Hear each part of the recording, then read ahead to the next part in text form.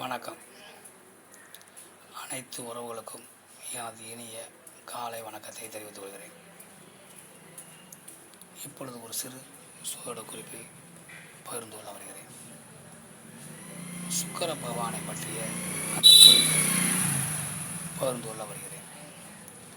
ஒரு ஜாதகத்தில் மறைவு ஸ்தானமான 6, 8, 12 இந்த மறைவு ஸ்தான வீட்டில் 8ஆம் வீட்டில் சுக்கிர பகவான் இருந்தால் என்ன பலனை செய்வார் என்பதை நாம் இப்போது பார்ப்போம்.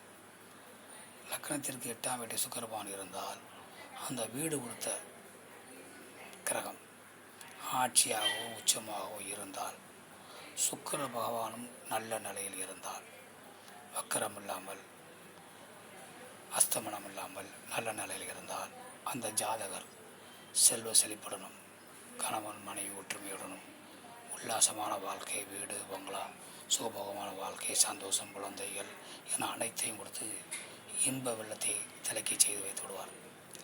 அதே சுக்கிர பகவான் 8ஆம் வீட்டில் வக்கரமாகவோ அஸ்தமனமாகவோ இருந்து அவருக்கு வீடு கொடுத்தவரும் பலம் இழந்து இருந்தால், கணவன் மனைவிக்கிடையே அடிக்கடி சண்டைகள் வரும், ஒற்றுமை இல்லாத வாழ்க்கை இருக்கும், சந்தேகத்தன்மை இருக்கும். ஆனாலும் செல்வத்திற்கு குறை இருக்காது, குழந்தைகளுக்கு குறை இருக்காது, மகிழ்ச்சியான வாழ்க்கை கொஞ்சம் மேடு வெள்ளமாக இருக்கும். அதனால் சுக்கிர பகவான் லக்னத்துக்கு 8ஆம் இடத்தில் இருக்கும் விதம் நன்றாக இருந்தால் வாழ்க்கை சிறப்பாக இருக்கும். அவருக்கு வீடு கொடுத்தவரும் நன்றாக இருந்தால் சிறப்பாக இருக்கும். அதை தவிர்த்து சுக்கிர பகவானும் வக்கரம் அஸ்தமனம் என ஆகி அவர் வீடு கொடுத்தவரும் வலிமை இழந்திருந்தால் அங்கு சில பிரச்சனைகள் இருக்கும். என்ன பிரச்சனை இருந்தாலும் சுக்கிர பகவான் வாழ்க்கையில் நல்ல சுகபோகத்தை கொடுப்பார், குறைவில்லாத வாழ்க்கையை கொடுப்பார். கொஞ்சம் மன கஷ்டம் இருக்கும், மற்றபடி அதிக பாதிப்புகள் இருக்காது. நாம் 8ஆம் இடத்தில் சுக்கிரன் இருப்பதை பற்றி தெரிந்து கொண்டோம்.